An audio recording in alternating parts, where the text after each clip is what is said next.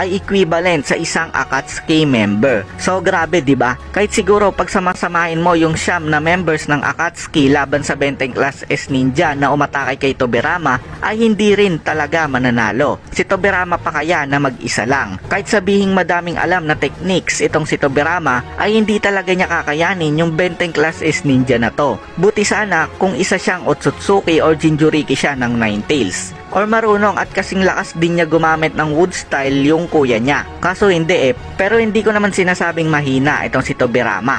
Malakas at matalino din siya, na outnumbered lang talaga siya during that time. And totoo pala yung facts na nababasa ko na kailangan mo ng 20 Class S Ninjas para talunin itong si Tobirama.